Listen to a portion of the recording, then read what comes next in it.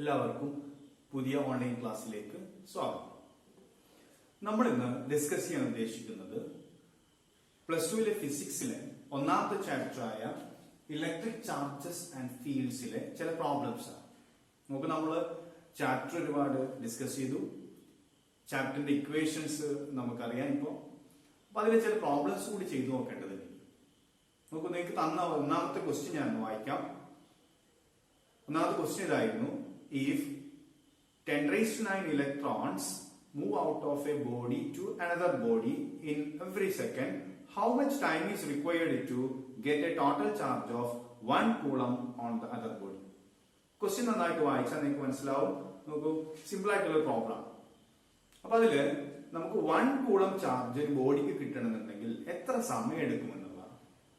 അപ്പൊ അതിന്റെ ഓരോ സെക്കൻഡിലും അതിലേക്ക് കൊടുക്കുന്ന ഇലക്ട്രോൺസുകളുടെ എണ്ണം നമുക്ക് തന്നിട്ടുണ്ട്. എത്രയാണ് എണ്ണം നോക്കൂ ക്വസ്റ്റ്യനിൽ തന്നിട്ടുള്ളത്? 10⁹ ഇലക്ട്രോൺസ് പെർ സെക്കൻഡ്. അല്ലെ, റേറ്റ് നമുക്ക് തന്നിട്ടുണ്ട്. ഓരോ സെക്കൻഡിലും എത്ര ഇലക്ട്രോൺസ് ആണ് ബോഡിയിലേക്ക് ട്രാൻസ്ഫർ ചെയ്തത്. ഇനി 1 കൂളംബാണ് നമുക്ക് അതിൽ ചാർജ് സ്റ്റോർ ചെയ്യേണ്ടത്.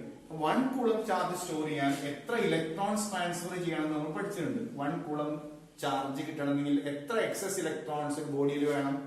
1 കൂളമ്പിന്റെ വാല്യൂ എത്രയാണ്? 6.25 into 10⁻18 ഇലക്ട്രോൺസ്. ഇത്രയും ഇലക്ട്രോൺസ് ട്രാൻസ്ഫർ ചെയ്യപ്പെടുമ്പോഴാണ് നമ്മൾ എന്ത് പറയാം? 1 കൂളം ചാർജ് കിട്ടി എന്ന് പറയും. അപ്പൊ ഈ ഇത്രയും ചാർജ് ട്രാൻസ്ഫർ ചെയ്യണമെന്നുണ്ടെങ്കിൽ എത്ര ടൈം എടുക്കുന്നതിന് കാൽക്കുലേറ്റ് ചെയ്യാം. നോക്കൂ, time taken T equal to എന്ന് പറയാം 6.25 into 10⁻18 divided by റേറ്റ് കൊണ്ട് ഡിവൈഡ് ചെയ്യാം 10⁻9. അങ്ങനെ ചെയ്തു കഴിഞ്ഞാൽ നമുക്ക് എത്ര ടൈം എടുക്കുന്നു കാൽക്കുലേറ്റ് ചെയ്യാൻ പറ്റും. നോക്കൂ, 6.25 into 10⁻9 സെക്കൻഡ്സ്. അപ്പൊ 1 കൂളം ട്രാൻസ്ഫർ ചെയ്യപ്പെടുമെങ്കിൽ ഇത്രയും സമയം എടുക്കും. നമുക്ക് 10⁻9 ആണ്, വലിയ ടൈമാണത്.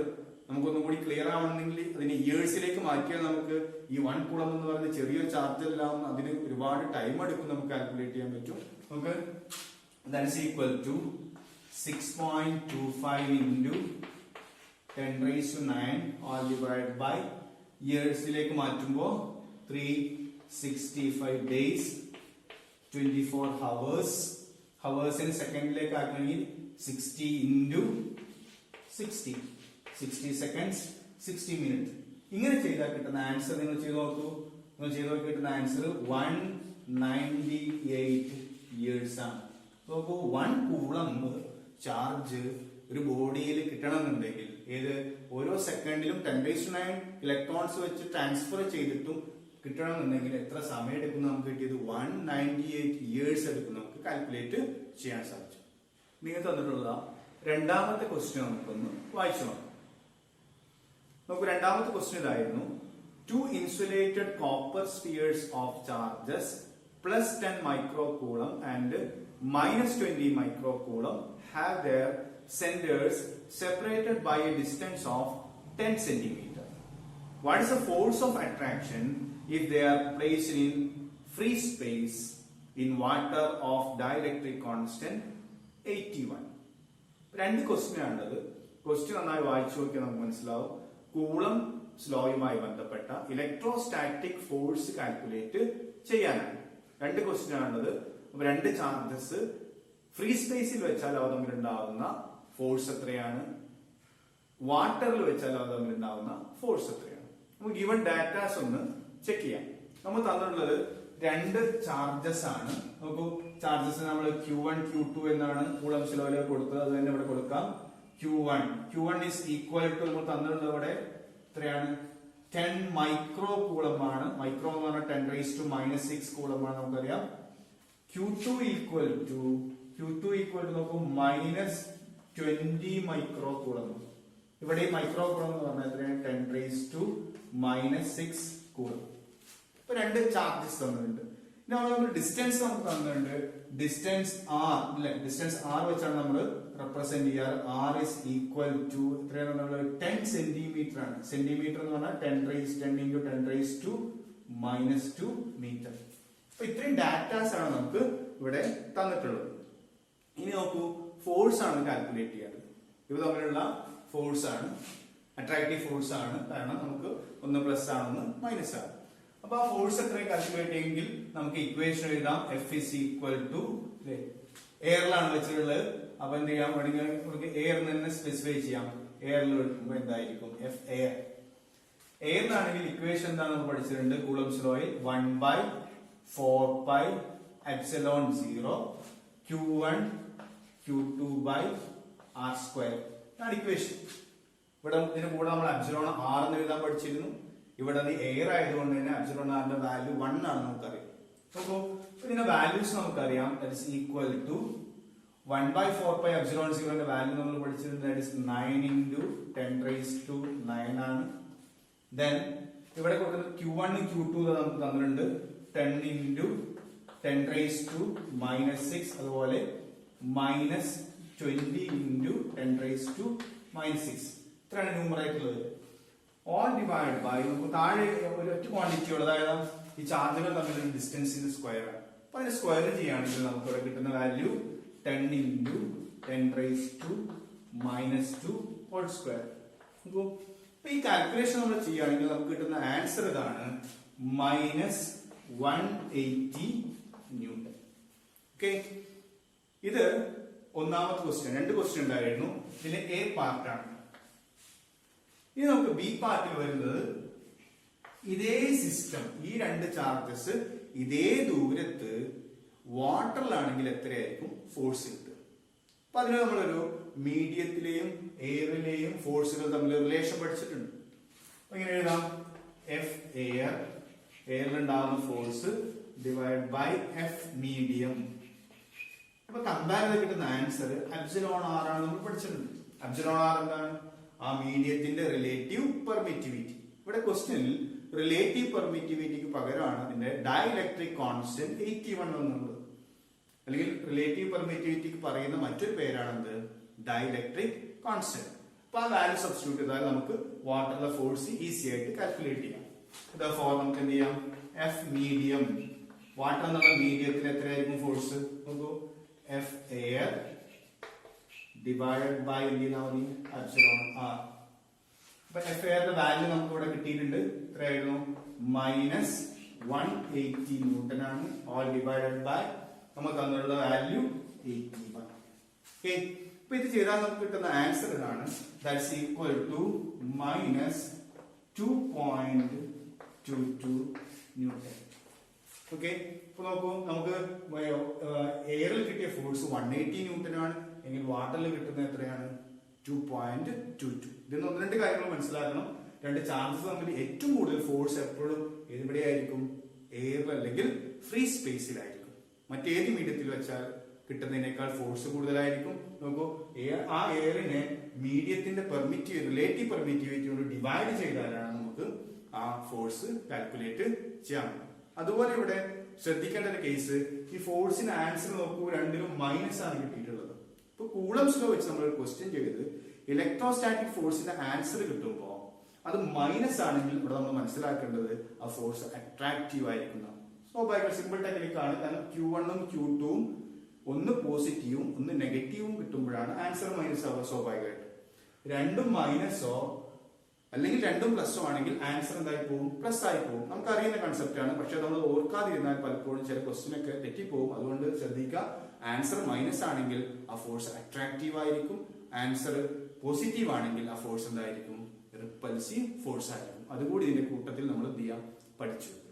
നമ്മുടെ 3-ാമത്തെ ക്വസ്റ്റ്യൻ നിങ്ങൾ നന്നായിട്ട് വായിച്ചെന്താ മതിയായിരുന്നു. ഞാനൊന്ന് വായിക്കാം. 3-ാമത്തെ question, compare the electrostatic and gravitational force between a proton and an electron separated by same distance. Question simple ആണ്, പക്ഷെ അതെങ്ങനെ കാൽക്കുലേറ്റ് ചെയ്യാൻ നമുക്ക് നോക്കാം. 2 ഫോഴ്സുകൾ കമ്പയർ ചെയ്യാനാണ്. ഏതൊക്കെ ഫോഴ്സ് ആണ് നോക്കൂ, ഇലക്ട്രോസ്റ്റാറ്റിക് ഫോഴ്സും ഗ്രാവിറ്റേഷണൽ ഫോഴ്സും. ആരൊക്കെ തമ്മിലുള്ള, ഒരു ഇലക്ട്രോണും പ്രോട്ടോണും. ഇപ്പൊ ഇലക്ട്രോണും പ്രോട്ടോണും തമ്മിൽ 2 ഫോഴ്സ് ഉണ്ടെന്ന് അപ്പൊ തന്നെ മനസ്സിലാക്കാം. അവർക്ക് മാസ് ഉണ്ട് രണ്ടിനും. അതുകൊണ്ട് അവ തമ്മിൽ എന്തുണ്ടായിരിക്കും, ഗ്രാവിറ്റേഷൻ അട്രാക്ഷൻ ഉണ്ടായിരിക്കും. അവർക്ക് രണ്ടിനും ചാർജ് ഉണ്ട്. അതുകൊണ്ട് തന്നെ അവ തമ്മിൽ എന്തുണ്ടായിരിക്കും, ഇലക്ട്രോസ്റ്റാറ്റിക് ഫോഴ്സ് ഉണ്ടായിരിക്കും. ഓക്കെ, അങ്ങനെയുള്ള 2 ഫോഴ്സുകൾ, രണ്ടും ഫണ്ടമെന്റൽ ഫോഴ്സുകളാണ് നമ്മൾ പഠിച്ച ഫണ്ടമെന്റൽ ഫോഴ്സുകളാണ്. അവയുടെ കമ്പാരിസൺ ആണ് നമുക്ക് ഈ ക്വസ്റ്റ്യനിൽ വരുന്നത്. അപ്പോൾ ഡാറ്റാസ് പ്രത്യേകിച്ചൊന്നും തന്നിട്ടില്ല, കാരണം നമ്മൾ ഇലക്ട്രോണിന്റെയും പ്രോട്ടോണിന്റെയും ബേസിക് വാല്യൂസ് വരെ നമ്മൾ അറിഞ്ഞിരിക്കേണ്ടതാണ് നേരിട്ട് തരാറുണ്ട്. അപ്പൊ നമുക്ക് ചെയ്യാം. അപ്പൊ അവിടെ കമ്പയർ ചെയ്യേണ്ടത് ഇലക്ട്രോസ്റ്റാറ്റിക് ഫോഴ്സ്, ഞാനതിനെ FE എന്നാണ് റെപ്രസെന്റ് ചെയ്യുന്നത്, FE ബൈ FG. ഇതാണ് നമ്മൾ ചെയ്യാൻ ഉദ്ദേശിക്കുന്നത്. Electrostatic force between electron and proton divided by gravitational force between the electron and proton. Okay. അപ്പോൾ ഇതിന്റെ വാല്യൂ നമ്മൾ സബ്സ്റ്റിറ്റ്യൂട്ട് ചെയ്യുകയാണെങ്കിൽ ഇലക്ട്രോസ്റ്റാറ്റിക് ഫോഴ്സിന് കൂളംസ് ഇക്വേഷൻ ആണ് നമുക്കറിയാം. നോക്കൂ, ഇക്വേഷൻ എന്താണ്? 1/4πε0 Q1 Q2 by R² all divided by gravitational ഫോഴ്സിന്റെ ഇക്വേഷൻ നമ്മൾ പഠിച്ചിട്ടുണ്ട് ഫസ്റ്റ് ഇയറിൽ. അല്ലെങ്കിൽ നമുക്ക് അത് അറിയുന്ന ഒരു വാല്യൂ ആണ് G into M1 M2 by R². നോക്കൂ, ഇവിടെ 2 R വന്നിട്ടുണ്ട്. ഇലക്ട്രോൺ പ്രോട്ടോൺ നമ്മുടെ ഡിസ്റ്റൻസ് ആണ്. ഡിസ്റ്റൻസ് നമ്മൾ മാറ്റുന്നില്ല, അതുകൊണ്ട് തന്നെ ഈ R² നമുക്ക് എന്ത് ചെയ്യാം? ക്യാൻസൽ ചെയ്യാം. ഒരേ ഡിസ്റ്റൻസിൽ ഇരിക്കുമ്പോഴുള്ള ഫോഴ്സുകളെ കുറിച്ചാണ് ചോദിക്കുന്നത്.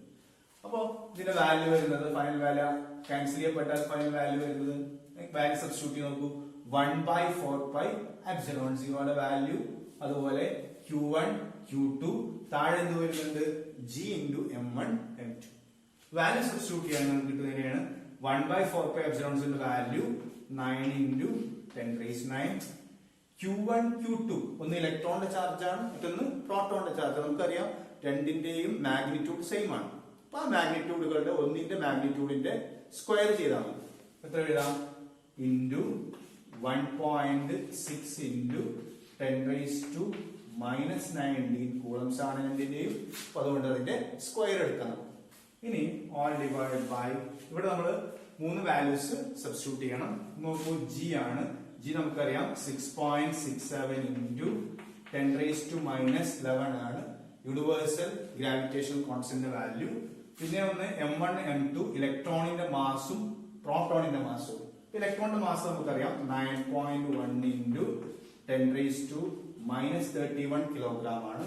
അതുപോലെ പ്രോട്ടോണിന്റെ മാസ് നമുക്കറിയാം 1.67 into 10⁻⁻27 കിലോഗ്രാം. ഇത് നമ്മൾ കാൽക്കുലേറ്റ് ചെയ്യണം. നമുക്ക് ഇതിന്റെ റേഷ്യോ എത്രയാണെന്ന് പറയാൻ പറ്റും. ആൻസർ ഇതാണ്. നോക്കൂ, ആൻസർ 2.273 into 10⁻39 ആണ് ആൻസർ വരുന്നത്. അപ്പൊ അത് ചെയ്ത് നോക്കുക നിങ്ങൾ. അപ്പൊ കിട്ടുന്ന ആൻസർ ഇതാണ് 2.273 into 10⁻39. നോക്കൂ, ആ ഗ്രാവിറ്റേഷൻ ഫോഴ്സിന്റെ 10⁻39 ടൈംസ് സ്ട്രോങ് ആണെന്ന് ഇലക്ട്രോസ്റ്റാറ്റിക് ഫോഴ്സ് എന്ന് നമുക്ക് ഇവിടെ കമ്പയർ ചെയ്താൽ മനസ്സിലാവും. അപ്പോൾ ഒരു ഗ്രാവിറ്റേഷൻ ഫോഴ്സുമായി കമ്പയർ ചെയ്യുമ്പോൾ ഇലക്ട്രോസ്റ്റാറ്റിക് ഫോഴ്സ് വെരി സ്ട്രോങ് ആണെന്ന് നമുക്ക് മനസ്സിലാക്കാൻ സാധിക്കും. ഇനി നമുക്ക് നാലാമത്തെ പ്രോബ്ലത്തിലേക്ക് പോകാം. നാലാമത്തെ പ്രോബ്ലം ഞാൻ വായിക്കാം, ശ്രദ്ധിക്കാം. The magnitude of electrostatic force between two identical ions that are separated by a distance of 5 into 10⁻⁻10 meter is 3.7 into 10⁻⁹ Newton. രണ്ട് ക്വസ്റ്റ്യൻ ആണ് ഉള്ളത്. Question A, what is the charge of each ion? And second question B, how many electrons are missing from each ion? ഇതാണ് question ഉള്ളത്. അപ്പൊ നമ്മൾ തന്നിട്ടുള്ള datas നോക്കൂ. 2 datas ആണ് നമുക്ക് തന്നുള്ളത്. 2 ചാർജസ് ഉണ്ട് അവിടെ. 2 ചാർജസ്, ആ ചാർജ് എത്രയാണെന്ന് കാൽക്കുലേറ്റ് ചെയ്യണം എന്നാണ് ക്വസ്റ്റ്യൻ. അപ്പൊ ആ ചാർജ് നമുക്ക് ഐഡന്റിക്കൽ എന്ന് പറയുന്നുണ്ട്. അപ്പൊ Q1 Q2 എന്നെടുക്കാം, രണ്ടും എന്തെടുക്കാം? Q എന്നെടുക്കാം. ആ Q ആണ് നമുക്ക് കാൽക്കുലേറ്റ് ചെയ്യേണ്ടത്. നമുക്ക് അറിയില്ല Q എത്രയാണ്, Q ആണ് നമുക്ക് കാൽക്കുലേറ്റ് ചെയ്യേണ്ടത്. ഓക്കെ, ഇനി തന്നിട്ടുള്ള വാല്യൂസ് എന്തൊക്കെയാ നോക്കൂ. ആ 2 ചാർജുകൾക്കിടയിൽ ഡിസ്റ്റൻസ് തന്നിട്ടുണ്ട്.